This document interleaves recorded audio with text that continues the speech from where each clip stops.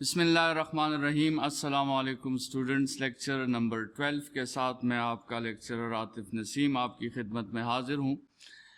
पिछले लेक्चर्स में स्टूडेंट्स हम इलेक्ट्रिक फील्ड को डिस्कस कर रहे थे और अगर उस डिस्कशन को हम देखें तो हमने जो है उस लॉन्ग क्वेश्चन में कुछ टॉपिक्स कंप्लीट कर लिए हैं, जिसको थोड़ा सा रिव्यू कर लेते हैं। हमने फील्ड को डिफ़ाइन किया, हमने फिर इलेक्ट्रिक फील्ड को डिफ़ाइन किया, देन हमने इलेक्ट्रिक फील्ड इंटेंसिटी को डिफ़ाइन किया कि what is electric field intensity. उसके बाद फिर हमने electric field intensity due to a point charge के लिए एक फार्मूला डिराइव किया। उसी electric field intensity at a point charge में हमने टेस्ट चार्ज पे बात की और हमने ये कहा कि टेस्ट चार्ज को हम क्यों इस्तेमाल करते हैं, और साथ में हमने ये भी डिस्कस किया कि क्यों ये टेस्ट चार्ज वेरी स्मॉल होता है और क्यों ये टेस्ट चार्ज हमारे साथ पॉजिटिव होता है। इसके साथ हमने जो है तो इलेक्ट्रिक फील्ड इंटेंसिटी का फार्मूला वैक्यूम में भी डिस्कस किया और इलेक्ट्रिक फील्ड इंटेंसिटी का फार्मूला हम मीडियम में भी डिस्कस कर चुके हैं और इन दोनों के दरमियान रिलेशन भी हमने डिस्कस कर लिया है पिछले लेक्चर में। फिर हम इलेक्ट्रिक फील्ड लाइंस की तरफ आए, जिसमें हमने कहा था कि ये एक सपोज्ड कंसेप्ट है, एक इमेजिनरी कंसेप्ट है जो हमें इलेक्ट्रिक फील्ड की डिफरेंट प्रॉपर्टीज़ को आसानी से समझाता है, जो हमें विजुअलाइज करवाता है इलेक्ट्रिक फील्ड की डिफरेंट प्रॉपर्टीज़ को। ठीक है, और हमने जो है properties of electric field lines पे बात शुरू की थी और हमने कुछ एक दो प्रॉपर्टीज़ पढ़ी थी। तो आज के लेक्चर में हमने उसी properties of electric field lines को जो है कंटिन्यू करना है और लास्ट में फिर हम डिस्कस करेंगे कि what is uniform electric field and what is variable electric field. अगर हम लेक्चर नंबर 11 की बात करें कि कहाँ पर हमने उसे स्टॉप किया था, तो स्टूडेंट्स ये वो आपका लेक्चर है जिसमें हम डिस्कस कर रहे थे properties of electric field lines को।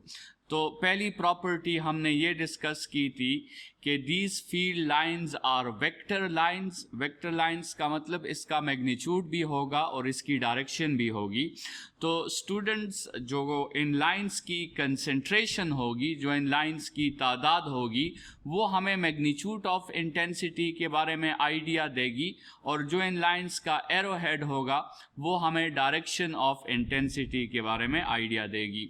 तो आप यहाँ पर देख सकते हैं कि जहाँ पर कंसंट्रेशन ज़्यादा है तो मैग्नीट्यूड भी ज़्यादा होगा और जहाँ पे कंसंट्रेशन कम है तो मैग्नीट्यूड भी कम होगा। हमने सेकेंड प्रॉपर्टी पर अपने लेक्चर को ख़त्म किया था कि ये जो इलेक्ट्रिक फील्ड लाइंस हैं आपके साथ, ये स्ट्रेट भी हो सकती हैं और ये कर्व भी हो सकती हैं, और हमने स्ट्रेट और कर्व का जो रीज़न है वो भी डिस्कस किया था कि जिस वक्त हमारे साथ चार्जेस आइसोलेटेड चार्जेस हों तो ये फील्ड लाइंस फिर स्ट्रेट बनती है, लेकिन अगर हमारे साथ कंबाइंड चार्जेस हों या एक बॉडी के साथ, एक चार्ज बॉडी के साथ न्यूट्रल बॉडी साथ में अटैच हो तो फिर ये लाइन स्टूडेंट्स ये स्ट्रेट नहीं बनती, ये कर्व बनती है। तो इनकी जितनी भी पॉसिबिलिटीज़ हैं उससे अपने लेक्चर नंबर 12 का आगाज़ करते हैं। तो ये आप देख सकते हैं स्टूडेंट्स के लेक्चर नंबर 12 में इनिशियली आपको आइसोलेटेड दो चार्जेस नज़र आ रहे हैं, एक आपके साथ पॉजिटिव चार्ज है, दूसरा आपके साथ नेगेटिव चार्ज है।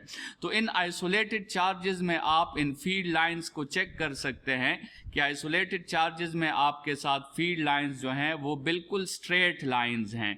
पॉजिटिव के लिए students, for a positive isolated charge lines are radially outward, ठीक है, और for a negative isolated charge lines are radially inward, ठीक है।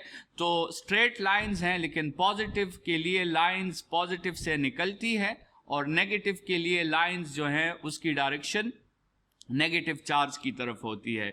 ये हमने पॉजिटिव के लिए लाइंस को आउटवर्ड क्यों कंसिडर किया है और नेगेटिव के लिए लाइंस को इनवर्ड क्यों कंसिडर किया है, इस पर हम प्रॉपर्टी नंबर 3 में फिर बात करेंगे, ठीक है। लेकिन फ़िलहाल जो है आप ये समझ लें ये रिवायत आप समझ लें कि पॉजिटिव के लिए लाइंस आउटवर्ड होते हैं और नेगेटिव के लिए लाइंस इनवर्ड होते हैं। तो जब आपके साथ जो है कोई पॉजिटिव चार्ज होगा या कोई नेगेटिव चार्ज होगा, लेकिन उस चार्ज की विसिनिटी में मुकम्मल तौर पर वैक्यूम होगा, उस चार्ज की विसिनिटी में आपके साथ दूसरी कोई चार्ज बॉडी या न्यूट्रल बॉडी मौजूद नहीं होगी, तो उस वक्त स्टूडेंट्स आपके साथ जो लाइंस बनेंगे वो आपके साथ स्ट्रेट लाइंस बनेंगे। लेकिन अगर आपके साथ जो है दो चार्जेस कंबाइंड है, ठीक है, या एक चार्ज और एक न्यूट्रल बॉडी आपके साथ कंबाइंड है, तो फिर स्टूडेंट्स वो लाइंस जो हैं वो स्ट्रेट नहीं होंगे, वो आपके साथ कर्व हो जाएंगे। उसकी तरफ आगे बढ़ते हैं, लेकिन फ़िलहाल प्रॉपर्टी नंबर 3 को आप ज़रा देखें कि the arrow head is the direction of the intensity and it shows us the direction in which the test charge will move. ये जो आपके साथ इलेक्ट्रिक फील्ड लाइंस का सपोज्ड कंसेप्ट है और जो इसका इमेजिनरी कंसेप्ट है, तो ये इसकी जो एरो हेड है ये हमें क्या बताती है? इसकी एरो हेड हमें इलेक्ट्रिक फील्ड इंटेंसिटी की डायरेक्शन बताती है। और इलेक्ट्रिक फील्ड इंटेंसिटी की डायरेक्शन क्या है? इलेक्ट्रिक फील्ड इंटेंसिटी की डायरेक्शन वो डायरेक्शन है जिसमें टेस्ट चार्ज आपके साथ मूव करता है। तो स्टूडेंट्स, हमने ऑलरेडी डिसाइड किया था कि टेस्ट चार्ज हमारे साथ पॉजिटिव होता है। तो लेट्स सपोज आप खुद कंसिडर करें कि अगर यहाँ पे एक टेस्ट चार्ज पड़ा हुआ है, तो वो टेस्ट चार्ज चूंकि पॉजिटिव की फील्ड में पड़ा हुआ है, तो वो टेस्ट चार्ज इस पॉजिटिव से दूर जाएगा। इसी तरह अगर यहाँ पे एक टेस्ट चार्ज पड़ा हुआ है, तो वो भी इस पॉजिटिव से दूर जाएगा। अगर यहाँ भी एक टेस्ट चार्ज पड़ा हुआ है, तो वो भी पॉजिटिव से दूर जाएगा। यहाँ पर अगर टेस्ट चार्ज है, तो उसकी डायरेक्शन भी आपके साथ ये होगी। तो इसीलिए पॉजिटिव के लिए जो फील्ड लाइंस होते हैं वो हम आउटवर्ड कंसिडर करते हैं। और इसी तरह अगर ये टेस्ट चार्ज नेगेटिव की फील्ड में आप रख दें, तो चूंकि टेस्ट चार्ज तो पॉजिटिव होता है, तो वो आपके साथ इस नेगेटिव की तरफ आएगा। तो इसलिए आपके साथ नेगेटिव की जो फील्ड लाइंस हैं वो आपके साथ इनवर्ड होती है। तो जैसे हमने इस प्रॉपर्टी नंबर 3 में डिस्कस किया कि जो इलेक्ट्रिक फील्ड की डायरेक्शन है वो असल में आपके साथ टेस्ट चार्ज की डायरेक्शन है। इलेक्ट्रिक फील्ड की डायरेक्शन असल में टेस्ट चार्ज की डायरेक्शन है कि किस डायरेक्शन में टेस्ट चार्ज ने मूव करना है। तो इसलिए चूंकि टेस्ट चार्ज हमारे साथ पॉजिटिव है, तो इसी वजह से हमने पॉजिटिव के लिए आउटवर्ड फील्ड लाइंस बनाई हैं और नेगेटिव के लिए हमने इनवर्ड फील्ड लाइंस बनाई हैं। अगर ये पॉजिटिव की गलती हमसे ना होती और हम टेस्ट चार्ज को नेगेटिव कंसिडर कर लेते, जो कि एक्चुअली होना चाहिए था, तो उसमें स्टूडेंट्स क्या होता कि फिर पॉजिटिव के लिए लाइंस इनवर्ड हो जाती और नेगेटिव के लिए लाइंस आउटवर्ड हो जाती, क्योंकि फिर नेगेटिव से चार्ज जो है वो रिपेल करता और पॉजिटिव की तरफ आता। ठीक है, तो इससे आप अंदाज़ा लगा सकते हैं, और ये प्रॉपर्टी हम आगे पढ़ेंगे भी, कि ये जो इलेक्ट्रिक फील्ड लाइंस हैं ये पॉजिटिव से निकलते हैं और नेगेटिव की तरफ ये टर्मिनेट कर जाते हैं। ठीक है, या एक टेस्ट चार्ज जो कि पॉजिटिव है वो पॉजिटिव से जाएगा नेगेटिव की तरफ। तो प्रॉपर्टी नंबर 3 जो है वो बहुत इम्पॉर्टेंट है, और प्रॉपर्टी नंबर 3 ये कहती है कि आपके साथ जो एरो हेड है वो असल में टेस्ट चार्ज के मोशन की डायरेक्शन है, और चूंकि टेस्ट चार्ज हमने पॉजिटिव कंसिडर किया हुआ है, तो उसी के लिहाज से जो हमें पता चला वो ये है कि पॉजिटिव से फील्ड लाइंस निकलती हैं और नेगेटिव पे फील्ड लाइंस जो हैं आपके साथ टर्मिनेट करती हैं। और ये प्रॉपर्टी आप देख सकते हैं यहाँ पर प्रॉपर्टी नंबर 4 में कि the field lines originate from positive charge and ends on negative charge. ठीक है, फील्ड लाइंस जो है वो पॉजिटिव से निकलती है और नेगेटिव पे टर्मिनेट कर जाती है, और ये आप इस डायग्राम में भी साथ में देख सकते हैं कि फील्ड लाइंस जो है वो पॉजिटिव से निकलती है और नेगेटिव पे टर्मिनेट हो जाती है। अभी आप लेट सपोज इस फील्ड लाइन नंबर 1 को कंसिडर कर लें। अगर हम यहाँ पर एक टेस्ट चार्ज रख लें तो वो इसी डायरेक्शन में मूव करेगा जिस डायरेक्शन में आपको ये फील्ड लाइन जो है शो हुआ है।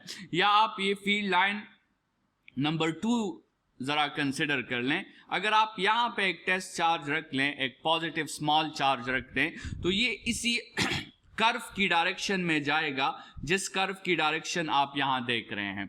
तो असल में ये फील्ड लाइंस की जो डायरेक्शंस हैं, ये असल में पॉजिटिव टेस्ट चार्ज की डायरेक्शंस को स्पेसिफाई करते हैं।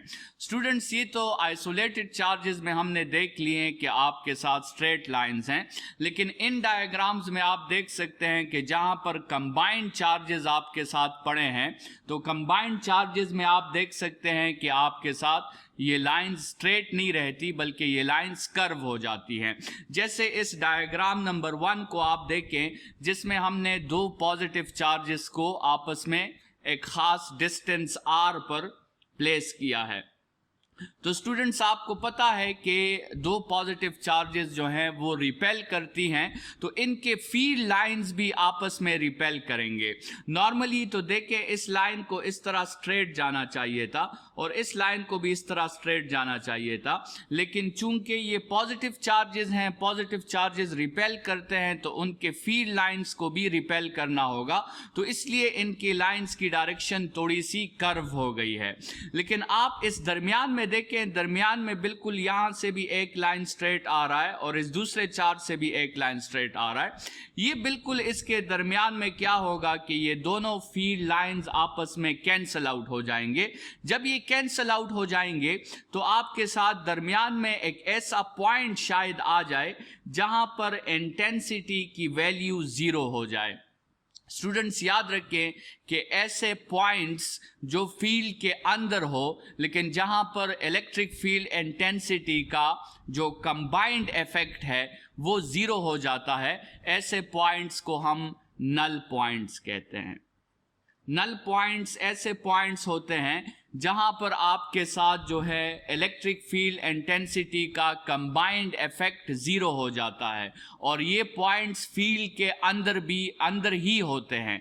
तो अगर आप दो पॉजिटिव चार्जेस को आमने सामने रखोगे तो उसके दरमियान पे एक पॉइंट इस तरह जरूर आएगा कि जिस पर इलेक्ट्रिक फील्ड इंटेंसिटी की वैल्यू आपके साथ 0 हो जाएगी, अगरचे वो पॉइंट फील्ड के अंदर ही मौजूद है। इसका मतलब ये है कि अगर आप उस पॉइंट पे एक टेस्ट चार्ज रख लें, अगर हम इस पॉइंट पे ये टेस्ट चार्ज रख लें, पॉजिटिव टेस्ट चार्ज, तो ये टेस्ट चार्ज जो है इस पे इलेक्ट्रिक फील्ड इंटेंसिटी भी 0 होगी और इलेक्ट्रिक फोर्स भी इस पे 0 होगा, क्योंकि इलेक्ट्रिक फोर्स का फॉर्मूला है आपके साथ QE। तो अगर इंटेंसिटी 0 है तो फिर इलेक्ट्रिक फोर्स भी आपके साथ 0 होगा और वो चार्ज यहीं पर रेस्ट में अपने आप अपने स्टेट को कंटिन्यू करेगा, ना राइट की तरफ जाएगा और ना लेफ्ट की तरफ जाएगा। तो ऐसे पॉइंट को स्टूडेंट्स हम नल पॉइंट्स कहते हैं। इसी तरह आपके साथ अगर दो नेगेटिव चार्जेस हैं तो दो नेगेटिव चार्जेस भी एक दूसरे को रिपेल करते हैं, तो उसके फील्ड लाइंस भी एक दूसरे को रिपेल करेंगे, तो उसकी जो है रिप्रेजेंटेशन आप देख लें कि उसकी रिप्रेजेंटेशन भी कर्व लाइन से हुई है। लेकिन अगर आप एक पॉजिटिव और एक नेगेटिव चार्ज रख लेते हैं तो पॉजिटिव और नेगेटिव चार्जेस जो है वो तो एक दूसरे को अट्रैक्ट करते हैं, तो इनके लाइंस भी फिर एक दूसरे को अट्रैक्ट करेंगे और उसकी जो है डायग्राम आप देख सकते हैं। स्टूडेंट्स, यहां तक कि अगर आप एक पॉजिटिव चार्ज रख लें और पॉजिटिव चार्ज के साथ आप एक न्यूट्रल बॉडी साथ में रखें, तो अगर आपको याद हो हमने पहले लेक्चर्स में जो है इलेक्ट्रोस्टैटिक इंडक्शन की बात की थी कि जब आप एक न्यूट्रल बॉडी के साथ एक चार्ज बॉडी के साथ जब आप एक न्यूट्रल बॉडी लाते हो तो आपकी वो चार्ज बॉडी क्या करती है, वो उस न्यूट्रल बॉडी में डायपोल्स बना लेती हैं, वो उस न्यूट्रल बॉडी को इलेक्ट्रिकली पोलराइज कर देती है और वो इसकी इलेक्ट्रॉन्स और प्रोटॉन्स की जो साइमेट्री है उसे डिस्टर्ब कर देती है। और आपके साथ क्या होगा कि चूंकि इसके सामने पॉजिटिव चार्ज पड़ा है तो इलेक्ट्रॉन्स अपना ज़्यादा वक्त जो है वो पॉजिटिव चार्ज के करीब गुजारेंगे और प्रोटॉन्स या न्यूक्लियस जो है वो अपना ज़्यादा वक्त इस पॉजिटिव चार्ज से दूर गुजारेंगे। तो जब ये बॉडी इलेक्ट्रिकली पोलराइज हो जाएगी तो फिर क्या होगा कि आपके साथ इस पॉजिटिव के जो फील्ड लाइंस हैं वो दोबारा कर्व हो जाएंगे इस तरह, जिस तरह आपको नजर आ रही है ये पॉजिटिव की फील्ड लाइंस जो हैं वो दोबारा कर्व हो जाएंगे। तो फील्ड लाइंस सिर्फ उसी वक्त स्ट्रेट हो सकते हैं जब उस चार्ज की विसिनिटी में कोई भी दूसरी बॉडी मौजूद ना हो और मुकम्मल तौर पर वैक्यूम हो, तो फिर आपके साथ फील्ड लाइंस स्ट्रेट होंगी। अदरवाइज अगर कम्बिनेशन ऑफ चार्जेस हैं या अ combination of a charge and a neutral body है, तो फिर ये फील्ड लाइंस आपके साथ स्ट्रेट नहीं होंगी, ये फील्ड लाइंस फिर आपके साथ कर्व हो जाएंगी। नेक्स्ट पेज की तरफ बढ़ते हैं और हमारे साथ जो है दो प्रॉपर्टीज रह गई हैं। तो पांचवी प्रॉपर्टी नंबर 5 जो है वो हमने ऑलरेडी उस पर बात की है कि एरो हेड जो है वो आपके साथ वो डायरेक्शन बताता है जो जिस डायरेक्शन में टेस्ट चार्ज ने मूव करना है। इलेक्ट्रिक फील्ड लाइंस के जो एरो हेड्स हैं स्टूडेंट्स, ये आपको इलेक्ट्रिक फील्ड की डायरेक्शन बताते हैं, ये आपको टेस्ट चार्ज के मोशन की डायरेक्शन बताते हैं। ये दो बातें आपने याद रखनी है कि इलेक्ट्रिक फील्ड लाइंस की जो डायरेक्शन है वो आपको सबसे पहले इलेक्ट्रिक फील्ड की डायरेक्शन बताता है। लेकिन इलेक्ट्रिक फील्ड की डायरेक्शन क्या है? इलेक्ट्रिक फील्ड की डायरेक्शन वो है जिसमें टेस्ट चार्ज ने मूव करना है। जिस डायरेक्शन में टेस्ट चार्ज पर फोर्स अप्लाई होगा और जिस डायरेक्शन में टेस्ट चार्ज मूव करेगा, वही डायरेक्शन असल में इलेक्ट्रिक फील्ड की डायरेक्शन है। तो स्टूडेंट्स, यहाँ पे एक कंफ्यूजन आपको आ सकती है कि स्ट्रेट लाइन के केस में तो हमें डायरेक्शन का कोई मसला नहीं है। अगर स्ट्रेट लाइन है तो फिर तो हमें पता है कि उसकी एक खास डायरेक्शन होगी जिस तरफ उसका एरो हेड होगा। लेकिन अगर आपके साथ लाइन जो है वो कर्व है, तो फिर आपको किसी खास पॉइंट पे डायरेक्शन का कैसे पता चलेगा? जब आपके साथ इलेक्ट्रिक फील्ड लाइन कर्व होता है और आपसे किसी खास पॉइंट पर डायरेक्शन का पूछा जाता है, तो स्टूडेंट्स याद रखें कि फिर आपने उस पॉइंट पर जो है एक टेंजेंट ड्रॉ करना है, और जो टेंजेंट की डायरेक्शन होगी वही आपके साथ टेस्ट चार्ज के मोशन की डायरेक्शन होगी। टेंजेंट आपको पता है कि एक ऐसा लाइन जो किसी कर्व को सिर्फ एक पॉइंट पे टच करे, उस लाइन को हम टेंजेंट कहते हैं।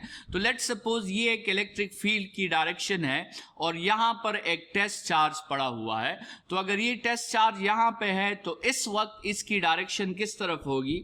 इस वक्त इसकी डायरेक्शन आपके साथ इस तरफ होगी और आपने यहां पर एक टेंजेंट लाइन ड्रॉ करना है। इसी तरह अगर ये टेस्ट चार्ज यहां पे आ गया तो फिर इसकी डायरेक्शन किस तरफ होगी? तो फिर आपने दोबारा यहां पे एक टेंजेंट लाइन ड्रॉ कर दिया। तो कर्व के केस में आपको डायरेक्शन का पता कैसे चलेगा? टेंजेंट लाइन से आपको डायरेक्शन का पता चलेगा।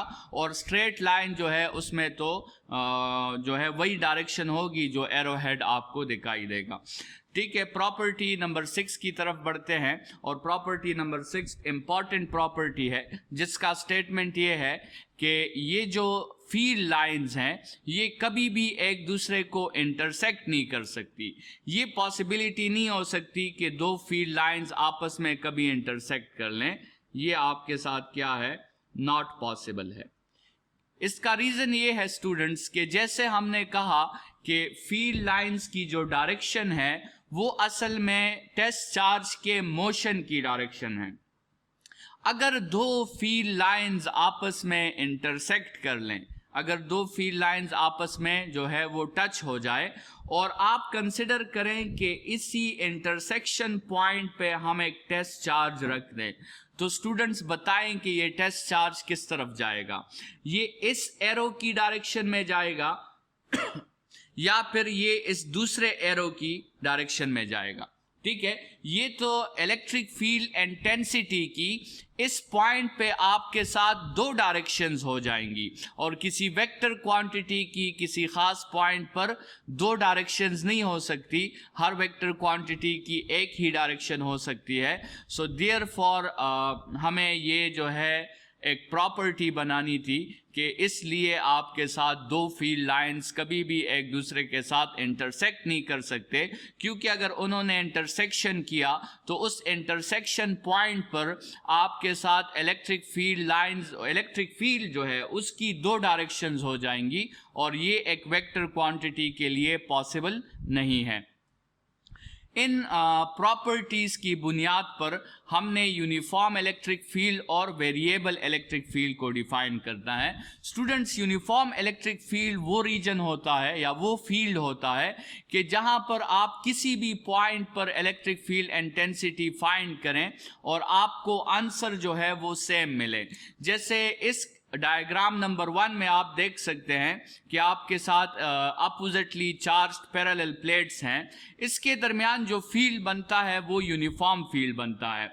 यूनिफॉर्म फील्ड का मतलब ये है कि अगर हम इसमें कुछ खास पॉइंट्स कंसिडर कर लें, इसको पॉइंट ए कह दें, इसको पॉइंट बी कह दें, इसको पॉइंट सी और पॉइंट डी, और हम फाइंड करें इंटेंसिटी एट ए, और फिर हम फाइंड करें इंटेंसिटी एट बी और इंटेंसिटी एट सी और इंटेंसिटी एट डी, और ये सारी इंटेंसिटीज आपस में अगर इक्वल हो जाएं सो फिर हम कहते हैं कि स्टूडेंट्स ये फील्ड जो है दिस इज यूनिफॉर्म फील्ड। लेकिन वेरिएबल फील्ड वो होता है कि जो पॉइंट को चेंज करने से आपकी फील्ड की इंटेंसिटी भी चेंज हो जाती है, तो ऐसे फील्ड को हम वेरिएबल फील्ड कंसिडर करते हैं।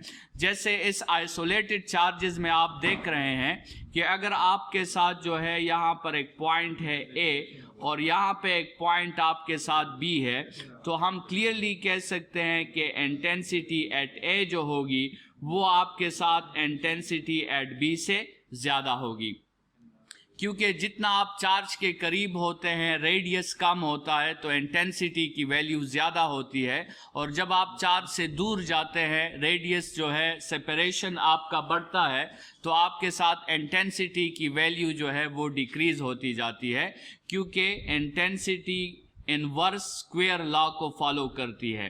रेडियस के इंक्रीज करने से इंटेंसिटी आपके साथ डिक्रीज हो जाती है। तो ये केस आप इस पॉजिटिव के लिए भी चेक कर सकते हैं और इस नेगेटिव के लिए भी चेक कर सकते हैं। तो the field whose value, whose magnitude is changing by finding it on different points is called a variable electric field। और वो फील्ड जिसमें इलेक्ट्रिक फील्ड इंटेंसिटी की वैल्यू चेंज नहीं होती, कांस्टेंट रहती है, उसे हम यूनिफॉर्म इलेक्ट्रिक फील्ड कहते हैं। फील्ड लाइंस की प्रॉपर्टीज के थ्रू आप यूनिफॉर्म और वेरिएबल को कैसे पहचान सकते हैं? फील्ड लाइंस की प्रॉपर्टी नंबर 1 से आप इसकी पहचान कर सकते हैं।